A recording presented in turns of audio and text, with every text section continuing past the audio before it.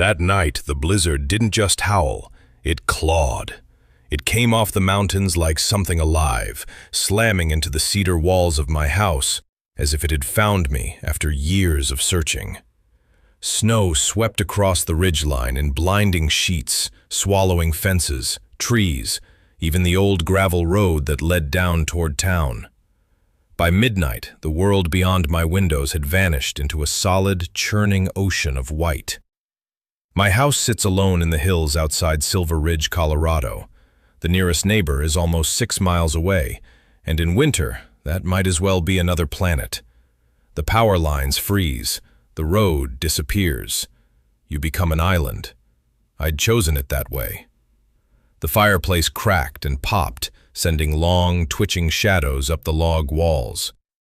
I sat in my father's old armchair with a blanket around my shoulders and a glass of bourbon warming in my palm, trying to ignore the slow, spreading unease inside my chest. The kind that doesn't feel like fear exactly, more like anticipation. Storm nights have a way of peeling the world down to essentials: wind, wood, breath, heartbeat, and silence.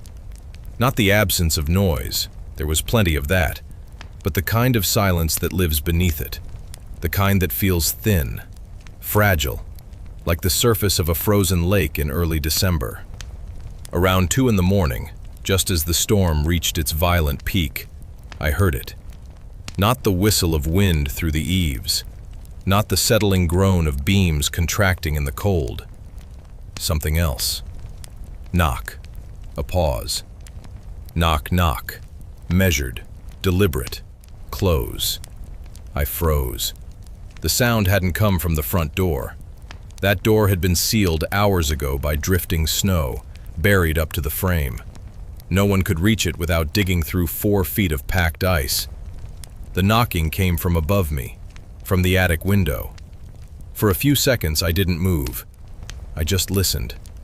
My heartbeat pounded in my ears, loud enough to drown out the wind. The tapping came again, slower this time. Knock. Knock. There are no street lights out here, no passing cars, no hikers. In a storm like this, even snowmobiles stay off the ridges. The county sheriff had issued a whiteout warning before sunset. Travel impossible. Visibility near zero. No one could have climbed the exterior wall in this weather. No one human. I set the glass down on the table. My hand was steady, but only because the rest of me had gone numb. The stairs creaked under my weight as I climbed toward the attic landing. Each step felt louder than it should have, like I was announcing myself. Halfway up, I caught a smell. Faint, dry, metallic. At first I thought it was the flue. Sometimes old chimneys give off a mineral scent in extreme cold. But this was sharper, like rust, like iron filings ground between teeth. The knocking came again, closer now. I reached the top of the stairs. The attic hallway was narrow, lined with old insulation boards and boxes I hadn't opened in years. At the far end was the small, square window facing north, the direction the storm was coming from. Frost coated the glass in thick veins, opaque and glistening in the dim yellow light behind me. Knock. It was right there. I stepped forward, my breath shallow. Condensation had formed on the inside of the pane, fogging it further. I raised my palm and wiped across the glass. Cold seeped through instantly, biting my skin. At first, all I saw was chaos, snow whipping sideways in furious spirals, darkness fractured by white motion. Then the wind shifted, and I saw him. He stood inches from the glass, not standing exactly, swaying, rocking in the gusts like a marionette suspended from invisible strings. It wasn't a man, but it had the suggestion of one, a vertical shape assembled from the storm itself. White, brittle structures intertwined like the exposed roots of a dead tree. Branch-like forms, jointed and twisted, lashed together with dense, compacted snow. The snow wasn't clean. Under the attic light, it reflected a dull iron-gray tint, as if soaked with something darker before freezing solid. The figure's head tilted slightly. There was no face. Where features should have been, jagged ice and compacted fragments formed a crude mask. Two hollows marked the place of eyes, deep cavities that swallowed light instead of reflecting it. The wind roared, but the figure remained fixed in place, balanced impossibly against the gale, watching me. My body screamed at me to step back. Instead, something else stirred in my chest. Recognition. And beneath it, compassion. It looked lost, abandoned, like something torn apart and reassembled incorrectly. The wind pushed it sideways, and it caught itself against the frame with a long, splintered limb that might have been an arm. It didn't strike the glass in aggression. It tapped it. Knock. The sound traveled through the pane and into my bones. My throat tightened. 30 years ago, during a storm not unlike this one, my older brother Daniel had gone missing on this mountain. We were boys. He'd chased our dog into the whiteout and never came back.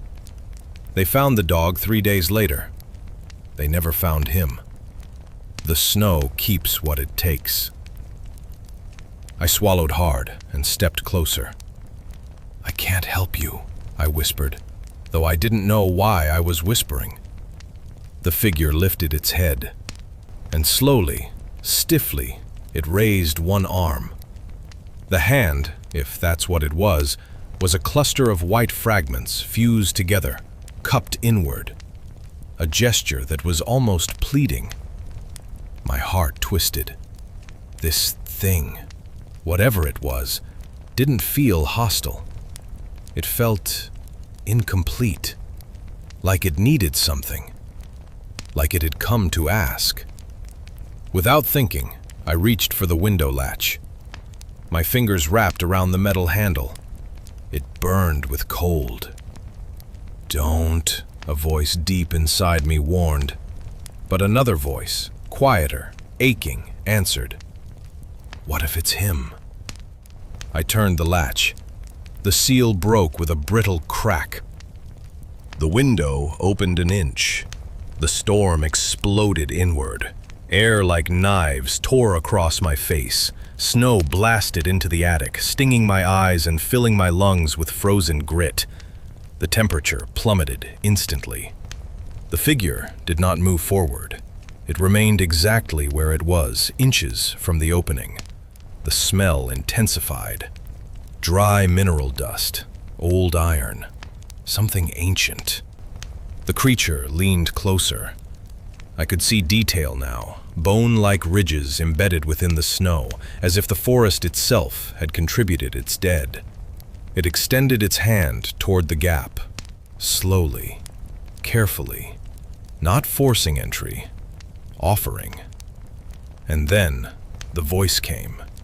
Not through my ears, inside my skull. A grinding, scraping vibration like ice dragged across granite. "Accept. Return." The words weren't spoken. They were impressed. I trembled. "I can't," I whispered, though I didn't know what I was refusing. The hand moved closer. Inside its hollowed palm lay something small, dark against the pale, metal catching faint light. My breath stopped. A medallion, round, silver, with a thin chain snapped near the clasp. I knew that medallion.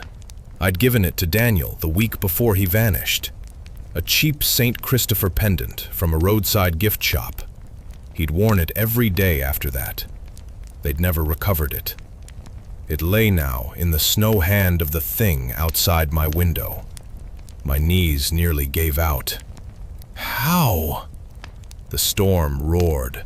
The voice pressed harder. "Return." My grief surged like it had been waiting 3 decades for this moment. If I took it, If I touched it, would he come back?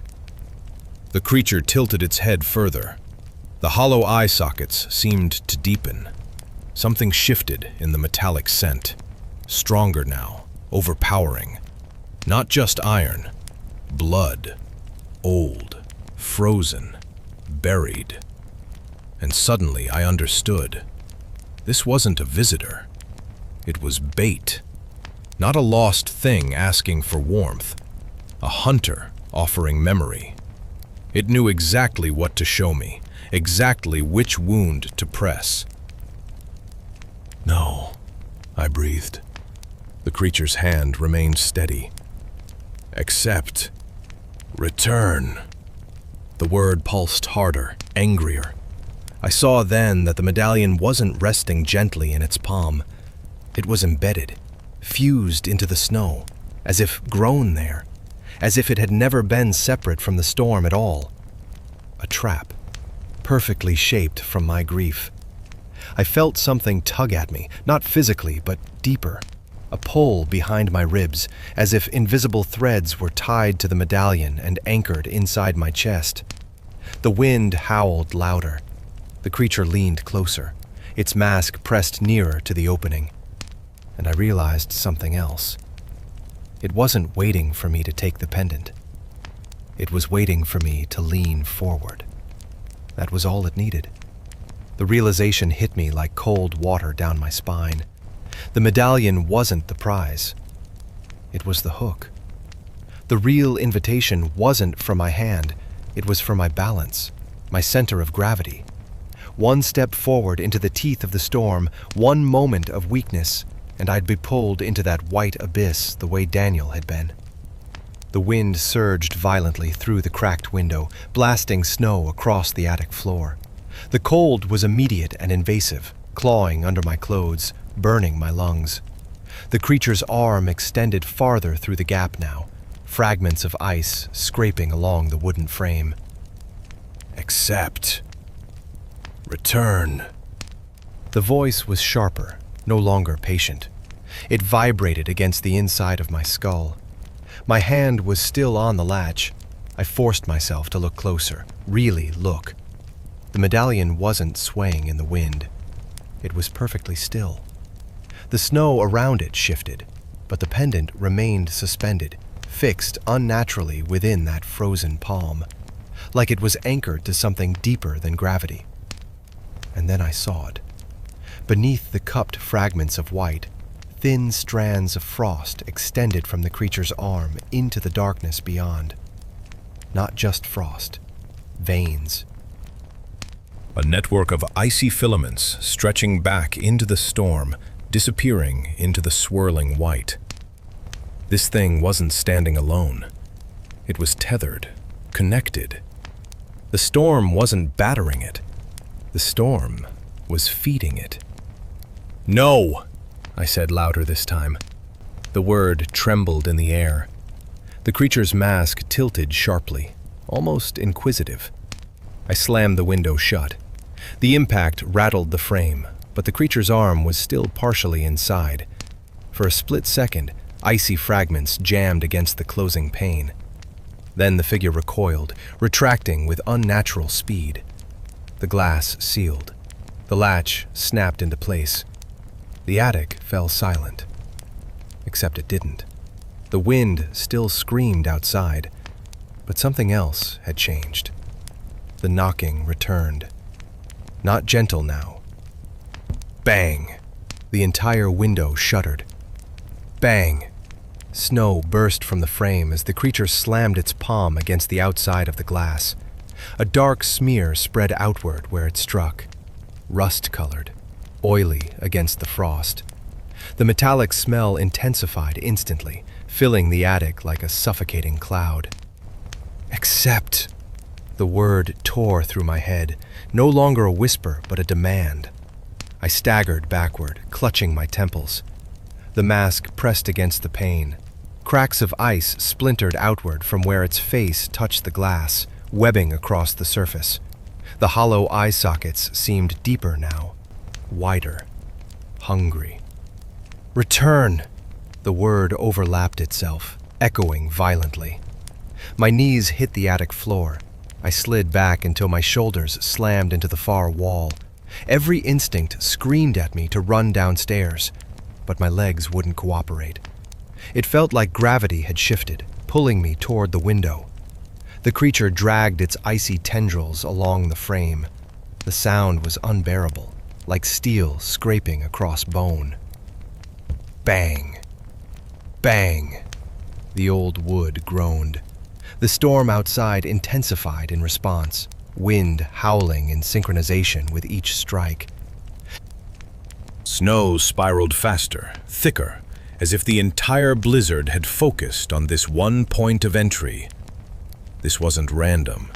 It had chosen me, chosen this house, chosen this memory. 30 years ago, I had stood at this same attic window during another storm, watching the white horizon swallow my brother's footprints. I remembered something then. Daniel hadn't just run into the snow. He'd stopped. Halfway across the yard, he'd turned back. He'd looked up at this window, at me, and he'd waved. I'd waved back. Then the wind had surged, and he'd vanished into the white. A new sound cut through the storm, a second knocking, but not from the attic window, from downstairs. Slow, measured. Knock, knock, knock, knock. My blood turned to ice. The front door was buried under 4 feet of snow. No one could reach it. Bang! The attic window splintered slightly under another strike. A thin crack traced down one corner of the pane. The knocking downstairs came again. Knock. Knock, knock, knock. 2 locations. 2 invitations. The creature outside the attic paused its assault. Its head tilted sharply toward the sound below. Then it went still, listening. I felt it shift, its attention divided. The metallic scent faded slightly, replaced by something colder, cleaner, like fresh-cut ice. The knocking downstairs grew louder, more insistent. Knock, knock, knock. The creature outside the attic window began to tremble, not with rage, with agitation. The storm wind flickered strangely, swirling in conflicting directions. Then the voice returned, but fractured now. Accept. Return. And beneath it, faint but unmistakable, come home. That wasn't the same voice. This one was softer, familiar. My stomach dropped. Daniel's voice. Exactly as I remembered it at 17. The attic window creature slammed its palm against the glass again, violent, desperate. Bang! The knocking downstairs matched it in rhythm. Bang! Bang! 2 forces, 2 claims, and I was the center point. I forced myself to my feet, legs shaking, and stumbled toward the attic window again despite every instinct to flee. The creature outside had changed. Its structure was destabilizing, fragments of snow sloughing off in clumps. The dark iron tint was spreading through its form like ink in water. It was losing cohesion, as if something else was interfering with it. The knocking downstairs became thunderous. The house trembled. Plaster dust drifted from the ceiling. The creature at the attic window leaned forward one final time. Its mask pressed fully against the glass. The hollow eye sockets aligned with mine, and for a split second, I saw something inside them. Movement, not emptiness, a flicker of red. Then the window cracked. A sharp, spiderweb fracture shot straight across the center of the pane. Cold air seeped through the hairline split. The creature's palm rose slowly. One final offer. The medallion glinted faintly. Return. The word was no longer demanding. It was pleading. Downstairs. Crash! The front door exploded inward. The crash from downstairs didn't sound like wood splintering. It sounded like something heavy collapsing inward. Snow, pressure, weight finally giving way. The attic window creature recoiled instantly. Not backward, away. As if whatever had forced entry below was more threatening than I was. The dark iron stain spreading through its frozen body pulsed violently. Cracks formed along its limbs, fissures glowing faintly with that same dull red flicker I'd glimpsed in its hollow eyes. Another crash from downstairs. Not the front door this time. Footsteps, slow, measured, on the hardwood. The attic creature trembled. The medallion in its palm flickered, its shine dimming, brightening, dimming again. The voice inside my head fractured. Accept. Static. Return. Silence. Then nothing. The presence in my skull evaporated as if cut off mid-sentence. The thing outside the attic window jerked violently, its mask distorting. The hollow eye sockets collapsed inward, folding like crushed paper. It didn't strike the glass again. It stepped back. The storm did not follow it. Instead, the wind shifted direction entirely, flowing downward toward the lower level of the house, toward whatever had entered. I stood frozen, breath ragged, staring at the retreating silhouette as it dissolved into the white. Snow swallowed it whole in seconds. No footprints, no disturbance, just endless, swirling emptiness. But the metallic smell remained, stronger now, not from outside, from inside the house.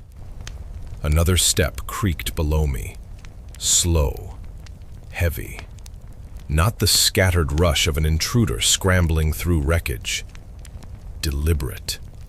Someone, or something, was walking through my living room. My mind raced through possibilities that didn't make sense. A neighbor? Impossible. The sheriff? Not in this storm. A hallucination triggered by stress and isolation? The floorboards below groaned again, closer to the base of the stairs. My heart slammed against my ribs. Daniel? The name slipped out before I could stop it. Silence answered. Then, a breath. Not wind, not wood settling. A human breath. I staggered toward the attic staircase, each step feeling like I was descending into deeper water. The hallway below was dark except for the orange glow of the dying fire in the hearth. I reached the top of the stairs. The front door was open. Not broken. Open. Snow had poured in, forming a sloping drift across the entryway floor. The deadbolt hung twisted, but not shattered, like it had been turned from the inside.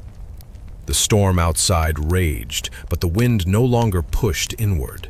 It flowed around the doorway, avoiding it. A figure stood just inside the threshold, back to me. Broad shoulders, dark winter coat. Snow clung to the fabric, but didn't melt, didn't fall. It simply remained. My breath caught. The posture was achingly familiar. 17 years old, 6'2", always slightly hunched, like he hadn't grown into his height yet. Danny? My voice cracked. The figure didn't move. Another breath, slow, controlled. Then, gradually, it turned. The face was Daniel's, exactly as he had been the day he vanished. Freckles across his nose.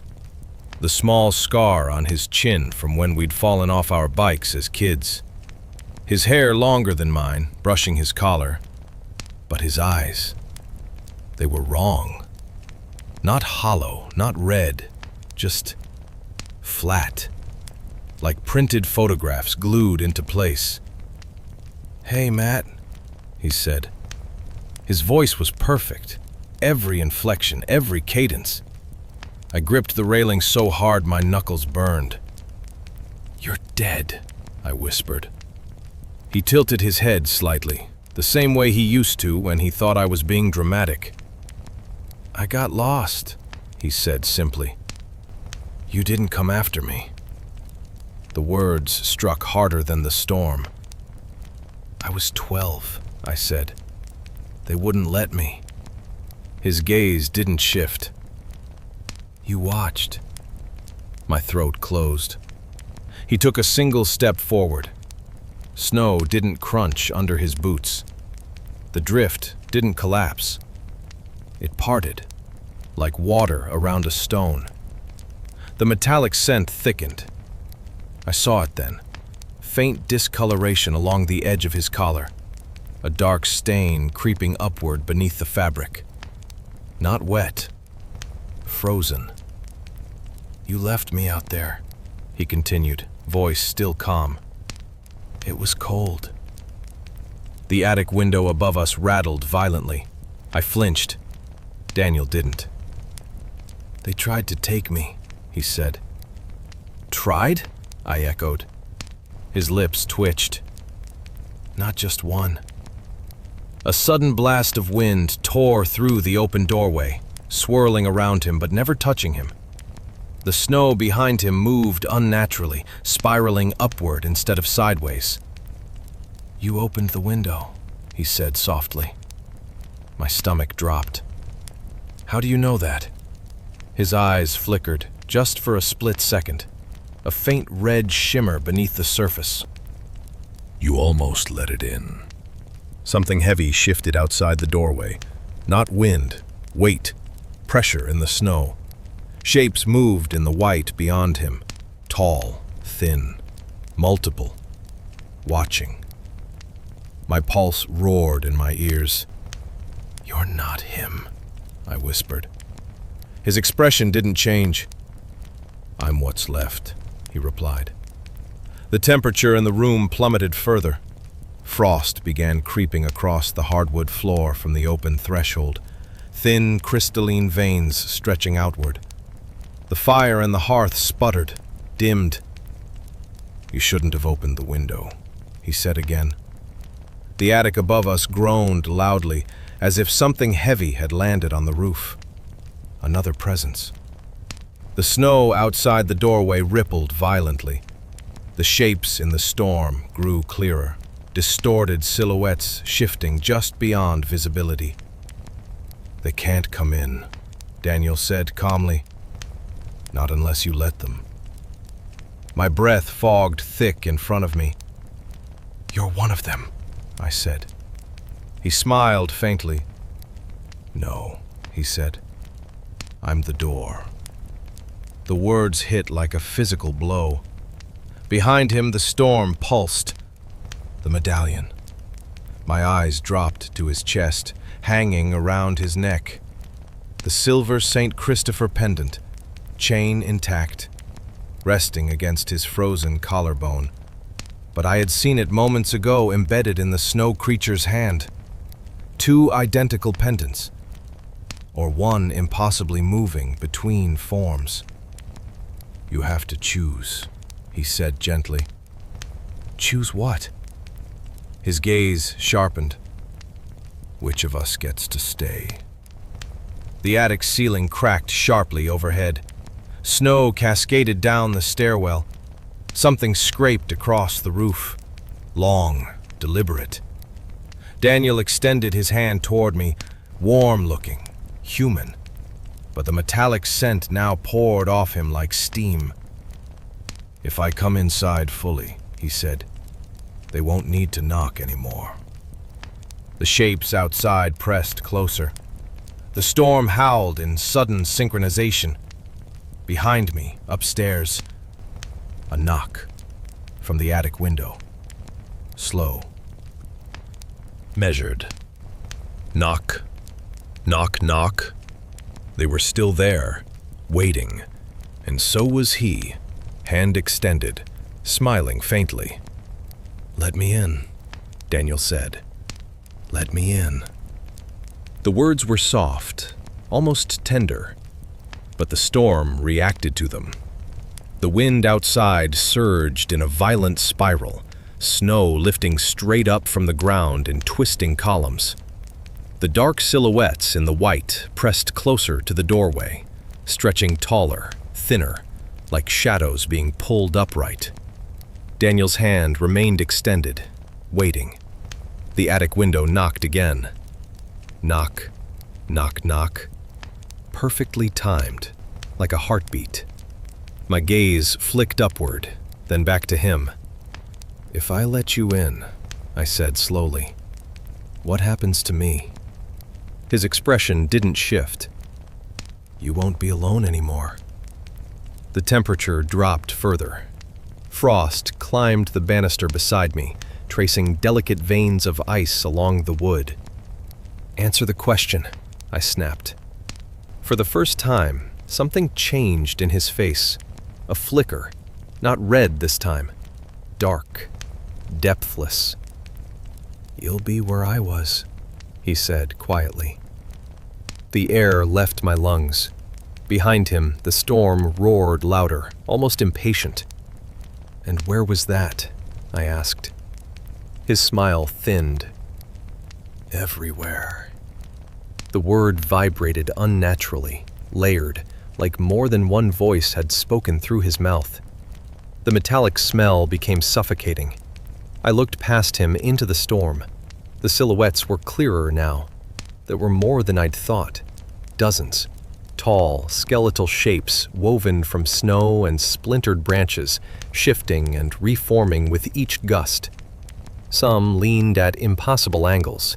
Others crawled low across the drift like broken marionettes. Watching, waiting. "They've been here a long time," Daniel said, as if narrating my thoughts. "Before the house, before the road, before the town." The attic ceiling above us groaned again. Snow dust filtered down like ash. "They don't break doors," he continued. "They don't smash walls." "That's not how this works." Another knock upstairs, slower this time. Knock, knock. "They ask." My pulse thundered. "And if I don't answer?" I demanded. His eyes locked onto mine. "You already did." My mind raced back. The latch, the window, the crack in the seal. The moment I'd opened it. A thin whistling sound began echoing through the house, not wind, but air slipping through something newly opened. I glanced at the front door. The drift inside had shifted. The snow wasn't inert. It was breathing, expanding slightly, contracting, as if inhaling. "You invited one," Daniel said calmly. "Now they all smell you." A loud thud shook the roof. Not from the attic window, from directly above us. Heavy, deliberate. Something was on the roof. The attic knocking stopped, replaced by dragging. Slow, measured, circling.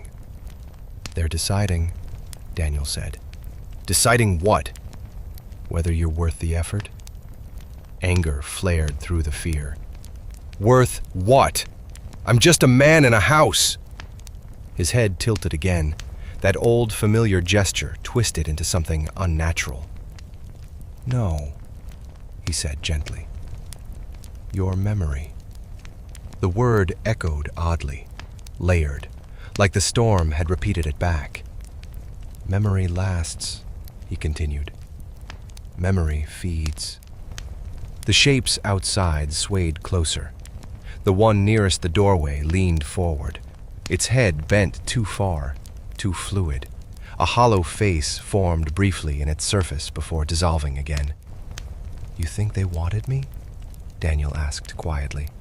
The metallic scent spiked sharply. "They wanted what I carried." His hand slowly lowered to the pendant at his chest. The silver surface gleamed faintly. "It wasn't about me." The storm outside pulsed again.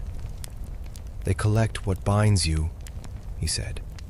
"Grief, regret, Love, promises unfinished. The dragging on the roof intensified, circling, tracing the shape of the house. They build themselves from it. My throat felt tight. The thing at the attic window, I whispered. That wasn't you. No, he agreed. That was what remembered you missing me. The words struck like a hammer. They shape themselves from what you can't let go, he said. They knock in voices you trust. Another heavy impact above us. Wood cracked. Snow spilled down the stairwell. They almost got you, Daniel added softly. I swallowed. What are you? For the first time, he hesitated. Not physically. Something behind his eyes paused. I didn't say no, he replied. The admission hung in the air like frost. When they found me, he continued, voice flattening slightly. I was cold. I was scared. I wanted to go home. The storm quieted for just a moment, as if listening. They offered warmth. His lips twitched faintly. They always do. A loud crack split through the ceiling above. A jagged line formed along the attic floorboards. Snow poured through, and something else. A thin white tendril slid down through the crack like a searching finger. Daniel didn't look up. They're impatient now, he said calmly. The tendril stretched lower, brushing the wall. Where it touched, frost bloomed instantly. The hardwood beneath it darkened. I backed down one step. Daniel stepped forward one, closing the distance. If you let me in fully, he said quietly, I can hold them back. The shapes outside shifted closer to the threshold. The breathing snow thickened around his boots. You're already inside, I said. His smile widened slightly. Not all of me. The tendril from the ceiling reached the stair railing, wrapped around it. The wood splintered softly under the cold. I can close the door, he continued. What door? I demanded. He leaned closer, the metallic scent now overpowering. The one you opened when you waved goodbye. My heart stopped. The memory flooded back with brutal clarity. Daniel standing halfway across the yard, turning, raising his hand. Me lifting mine in return, the wind surging between us. I should have gone after you, I whispered. Yes, he said simply. The tendril tightened around the railing. Cracks spread outward like veins. But you didn't. The attic ceiling split wider. More white shapes pressed downward through the rupture, reaching, testing. The storm outside surged in response. The silhouettes leaned forward as one. Daniel's hand rose again toward me. Let me in, he repeated softly. Behind him, the snow at the doorway surged upward like a living tide. And above us, something began to force its way fully through the ceiling.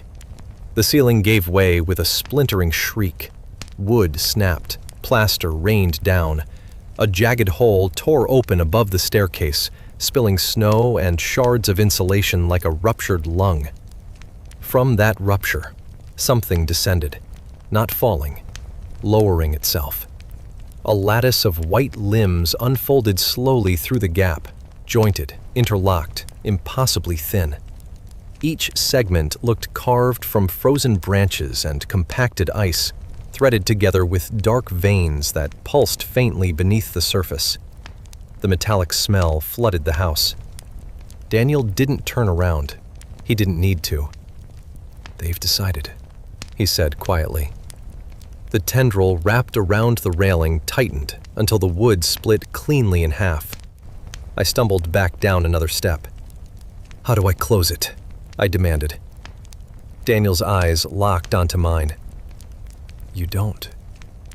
The descending structure twisted, forcing more of itself through the broken ceiling. It was larger than the thing at the attic window, much larger. The storm above the house roared, as if feeding it strength. Snow didn't just fall anymore. It poured inward, spiraling around the creature's forming body like orbiting debris. Behind Daniel, the open doorway darkened. The silhouettes outside pressed close enough now that I could see detail, skeletal shapes interwoven with broken bark and ice, hollow cavities where faces might form. They leaned together like a congregation waiting for a sermon. "You invited them with memory," Daniel continued, voice calm, almost gentle. "You kept the door open for 30 years. "I was grieving," I snapped. "You were feeding." The descending creature's upper frame cleared the ceiling fully. A torso formed, long and narrow, rib-like structures exposed beneath a thin membrane of frost. At its center, embedded within layers of snow and bone-like fragments, something gleamed, silver, round. Another medallion, identical. Its hollow head rotated slowly toward me. No eyes, just smooth concave depressions that seemed to absorb light. The air pressure in the stairwell shifted painfully. My ears rang. "They don't need your body," Daniel said. "They need your anchor." My anchor. Guilt, regret, the last unfinished wave goodbye. The creature lowered another limb, anchoring itself to the wall.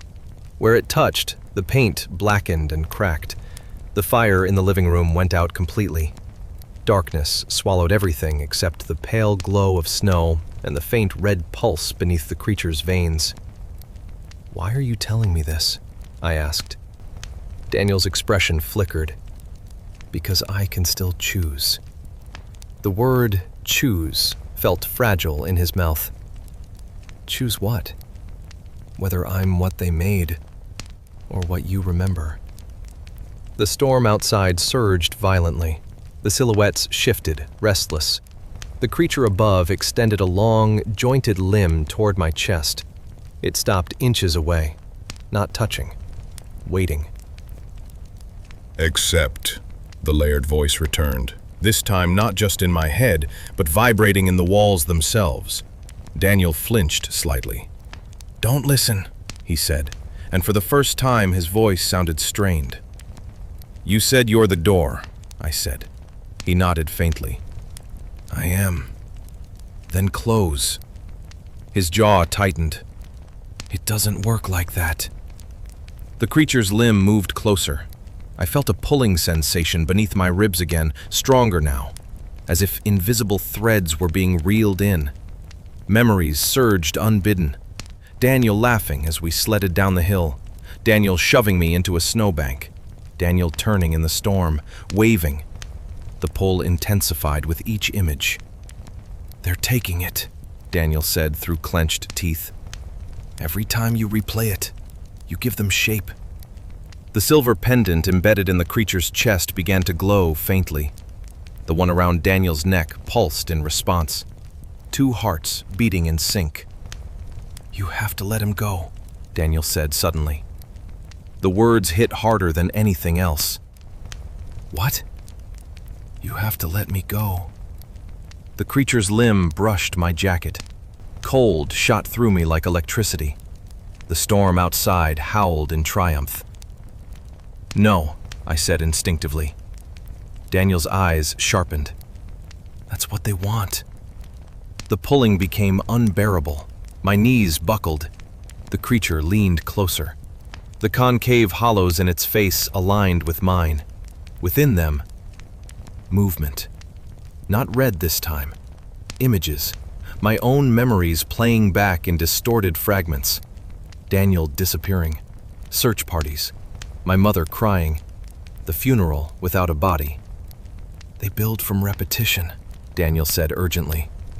"From what you refuse to release." The silhouettes outside began pressing against the doorway. Not crossing. Testing. The breathing snow surged higher around Daniel's legs. "They can't step through unless you anchor them here," he said. The creature's limb pressed against my chest fully now, and I felt something detach. A thread, invisible, painful, ripping from inside me. A memory pulled outward like vapor. I gasped. "Stop!" Daniel shouted, not at me, but at the thing above. For the first time, his eyes flashed fully red. The pendant around his neck flared bright silver. The creature recoiled slightly. The pulling paused. "You see?" Daniel said, voice strained, flickering between tones. "I can hold them, but not if you keep feeding them." The silhouettes outside shifted violently. The storm darkened unnaturally, sky turning almost black beyond the threshold. "They're offering you reunion," Daniel said quickly. "But what they take is continuity." "I don't understand." "They don't return the dead," he snapped. "They recycle the living." The creature shrieked, a sound like glacier splitting. The tendrils from the ceiling multiplied, snaking downward. Daniel staggered slightly, as if resisting a current. "You have to say it," he said urgently. "Say what?" His face flickered between human and hollow. "Say goodbye." The word felt impossible. The creature leaned closer again, the medallion in its chest glowing brighter. "Say it!" Daniel shouted. The storm outside screamed in fury. The silhouettes lunged against the invisible boundary of the doorway. The tendrils wrapped around the stairwell, tightening like a cage. Daniel's form began to distort at the edges, snow bleeding into his coat. "Matthew," he said, voice breaking for the first time, sounding truly like my brother. "Let me go." The pulling sensation in my chest intensified again. The creature opened something where its mouth should be. A void, ready to swallow. And I realized, if I didn't release him now, I would become the next door. The void, where the creature's mouth should have been, widened, stretching impossibly across its smooth, concave face. It wasn't darkness inside. It was depth. A tunnel of shifting white forms, faces half-formed, memories suspended like insects in ice. I saw fragments in that depth. A woman clutching a scarf, a child's red mitten, an old man staring at an empty rocking chair. Not bodies, attachments, threads. The thing didn't consume flesh. It harvested what tethered people to the past. "Matthew!" Daniel's voice cracked, splintering between human and layered echo. "Say it now!" The tendrils tightened around the staircase, wood snapping under pressure. Frost spread rapidly across the walls, devouring photographs, frames cracking as ice bloomed over glass. The silver medallion embedded in the creature's chest glowed brighter, responding to something inside me. I could feel it, my refusal solidifying into weight. Every year I'd replayed that final wave. Every night I'd wondered what I should have done differently. Every version of the story where I ran after him instead. I had rebuilt him in my head thousands of times, and they had been watching.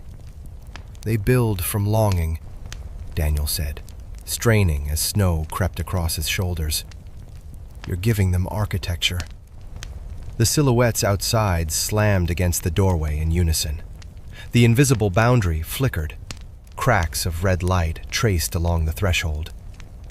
"They can't take what you release," he said. The creature's limb pressed harder against my chest. The pulling sensation became searing. Another thread tore free, this one tied to the sound of his laugh. It slipped toward the void. I grabbed the creature's limb instinctively. Instant regret. The cold was beyond freezing. It wasn't temperature. It was subtraction. Wherever my hand touched, sensation vanished completely. The void mouth expanded further, swallowing the drifting memory thread. The glow intensified. "You're running out of time!" Daniel shouted. His face flickered rapidly now. Human, hollow, snow, bone, human again. The pendant around his neck pulsed wildly. I don't know how, I gasped. Yes, you do. The words cut through everything. Not the storm, not the creature. Him, my brother. The real inflection. You never said it, he said more quietly now. You never let the story end. The storm paused, just slightly, as if listening. The creature tilted its head, studying me. It didn't rush. It didn't need to.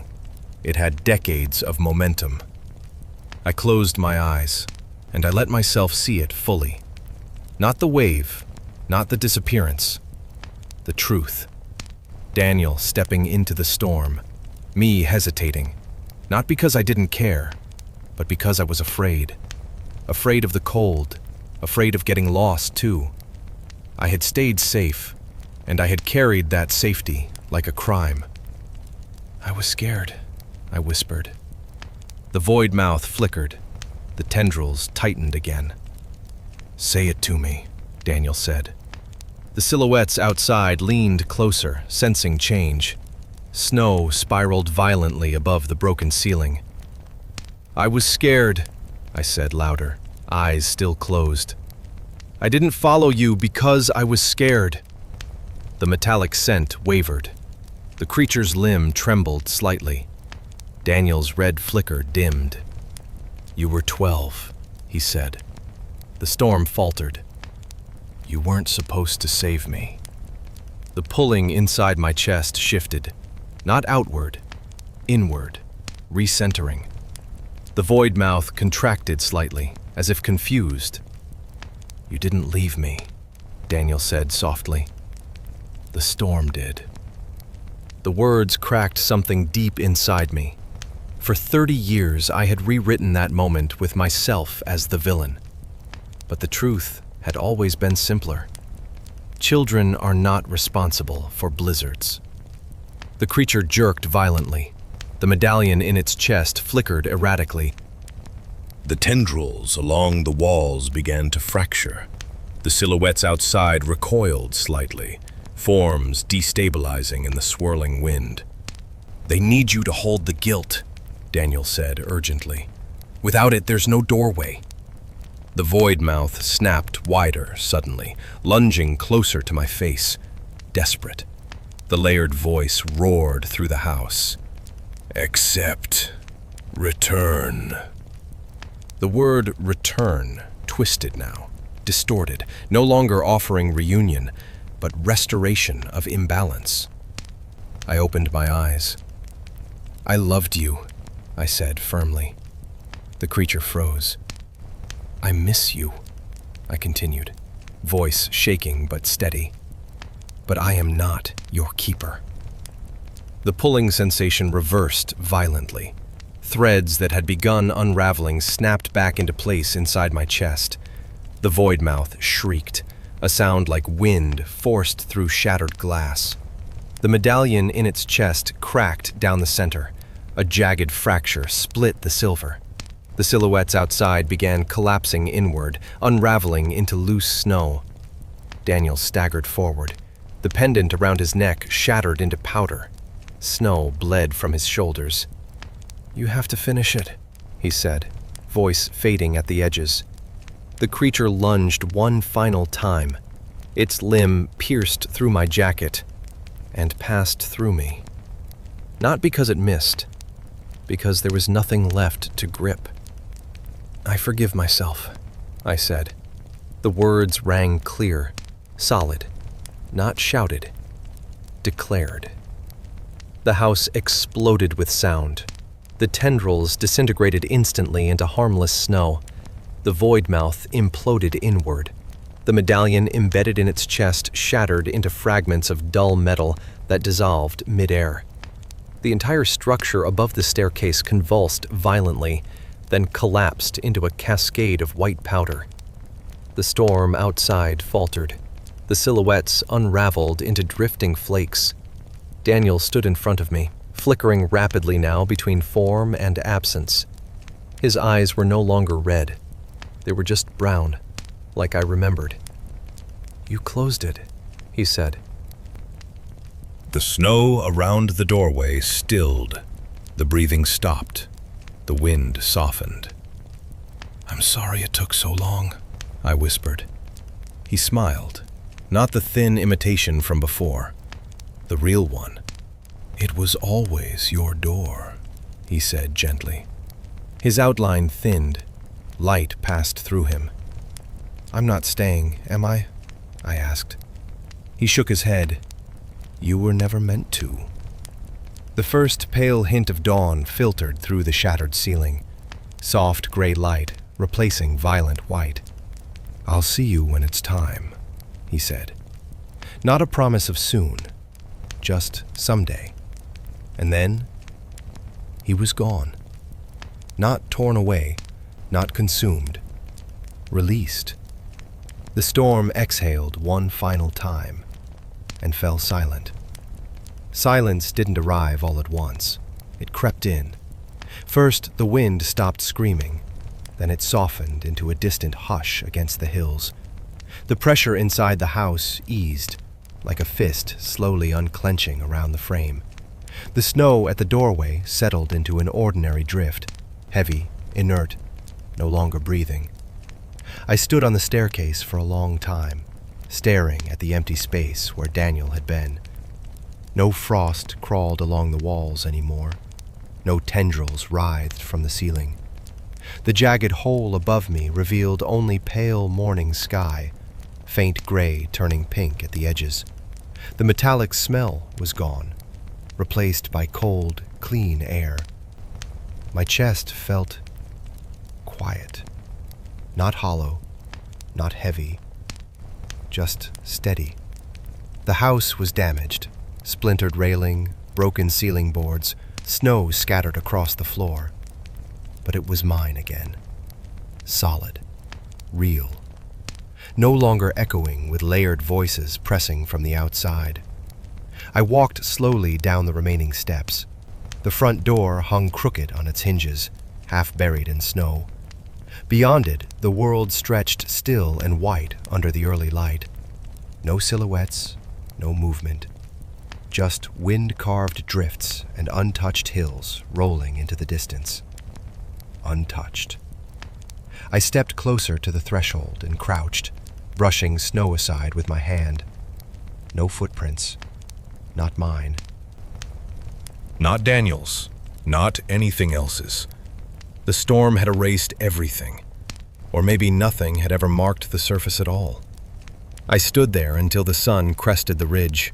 It rose red and cold, staining the snow with a faint crimson glow that might have felt ominous another night.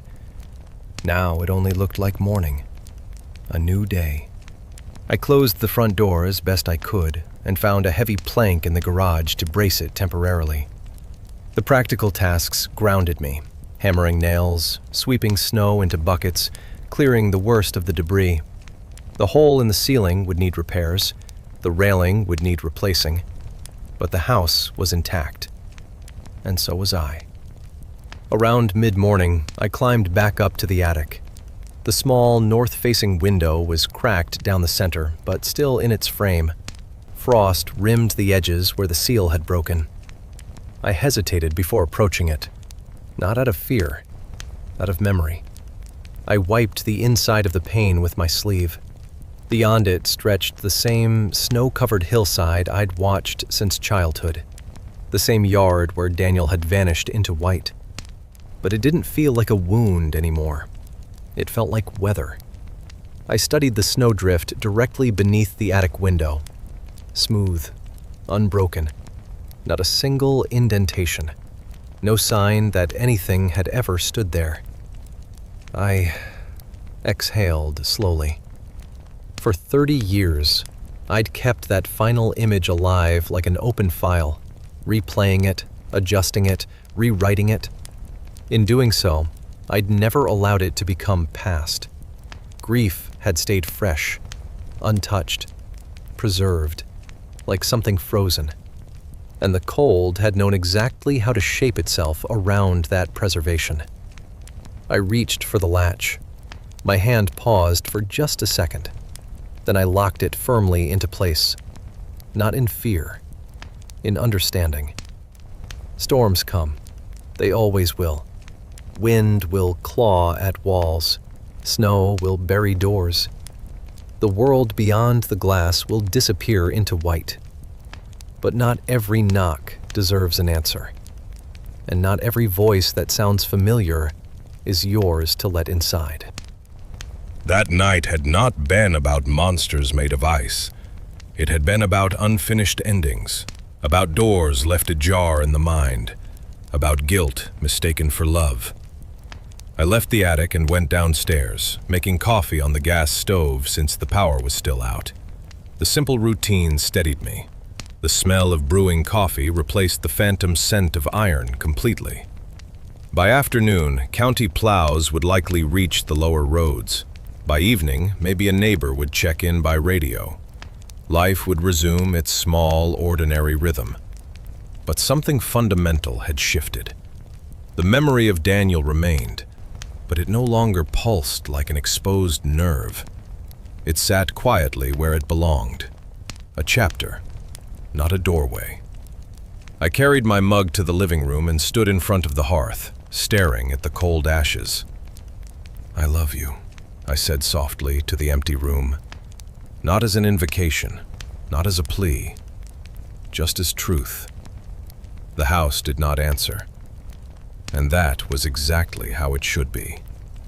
Outside, wind brushed gently across the snow-covered hills, no longer clawing, just moving on. I don't open the attic window during blizzards anymore. Not because I'm afraid something will knock, but because I understand now that the cold doesn't break in. It waits. It listens. And it uses whatever door you refuse to close. All characters and events in this story are fictitious. Any resemblance to real persons, living or dead, is purely coincidental.